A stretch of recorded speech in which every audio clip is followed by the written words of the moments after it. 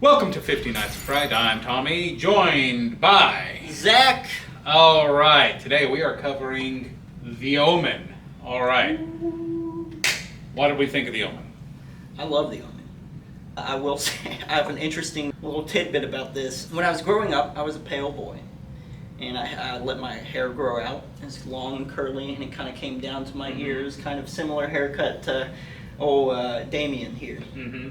And I had a girlfriend in high school, and when I met her parents, they actually said, they said, that boy looks like Damien from The Omen. But they liked it because they were horror movie fans, so they welcomed me with open arms, and I was like, oh, that's cool. The Omen's super cool. I've talked before about having a god complex, and I think part of it is due to The Omen.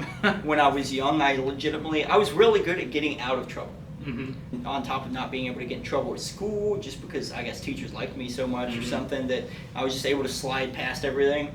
It gave me this complex, and at one point I thought, legitimately, I was like, I must be the Antichrist. Obviously, I don't believe that now, but He doesn't. But I like The Omen a lot, and it's inspired a lot of stuff. Yeah. A lot of other movies and everything. It's also inspired panics. Yeah. Panics amongst society. Well, like The Exorcist, The Omen was plagued with a series of bad things happening on set and around the filming of it. Even with the reboot or whatever they did. Yeah, that's interesting. Yeah. I know for me, the scene that sticks out the most is like the nanny is on the ledge and she's like, I'm doing it for you, Damien, and then jumps off hanging herself and swinging, and that's... I think one of the greatest things about this movie is that it's a kid. I mean, it's an obvious uniqueness to this movie specifically, but you don't want to fight a child. Yeah. You don't want that to be your enemy. You know, when you think of well, speak for yourself. I will go toe to toe. Let's go, kids. But you literally punching down. Yes. I think that's one of the great things about this movie is, and like that scene in particular, that would be jarring to most children and traumatizing for someone to look back and be like, I'm doing this for you, Damien, and then do that, but he wants it. You know, he wants that to happen. Well, one of the things that I find really good about this movie is Damien himself isn't causing a whole lot of the stuff. Everything's kind of happening around him. Yeah. He's the center of it. Yeah. Like, the dog, He's not in control. Yeah.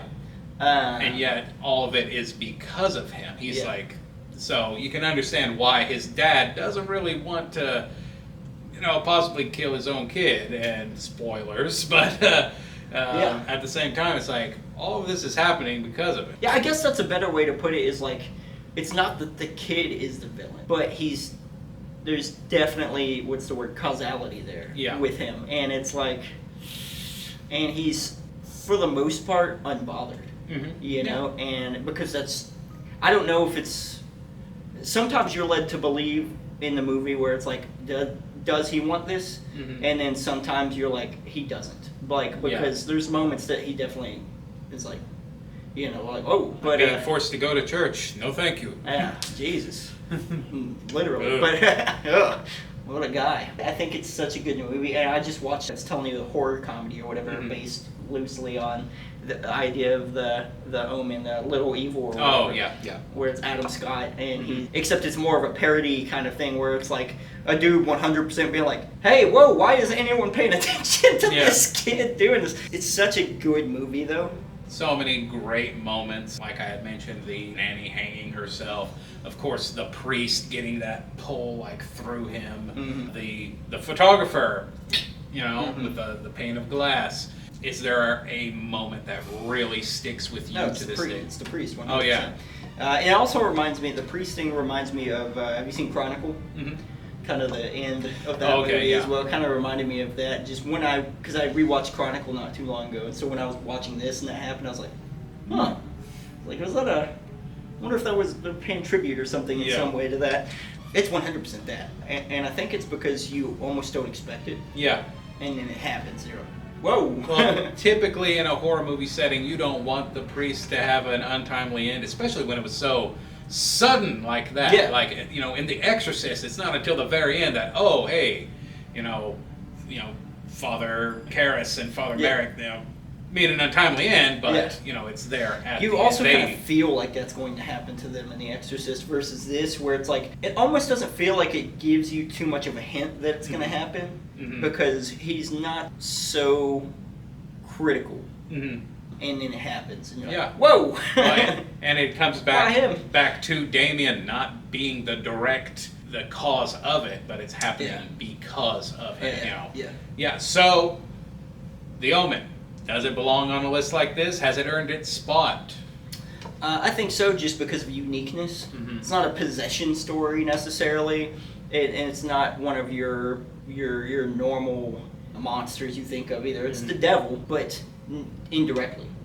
And I think that gives it enough uniqueness. And to me, this is more of a suspense movie than necessarily a horror movie. It's a horror movie, but it just feels more tense and suspenseful. So, but I think it deserves a spot on the, especially being 50 or so. I definitely think it deserves a spot in there. All right, now on a completely arbitrary A to F scale, A to F. What grade are we giving The Omen? Okay, C. A C. I think it's a good movie. I like it. It doesn't hold my attention as much as some of the other movies, but I definitely think it has its moments, and I think it deserves a spot out there in the world. But it's just not the greatest movie I've ever seen. I might be in the minority, but I haven't seen it in a while, but I almost want to say, just based on how I felt when I watched the two movies when I was younger, I almost want to say I preferred the reboot. Okay. Not the new stuff that they're adding to, like they just came out with like an Omen something or whatever that's like a backstory thing. No, not that kind of, the original. The one that came out in like 2006. Yeah, I think exactly. Yeah, I think it came out in like 666. Yeah. That I'm into. Okay. Well, thank you so much for joining us today on 50 Nights of Fright. That was The Omen. Be sure to tune in tomorrow where we are covering The Hills Have Eyes.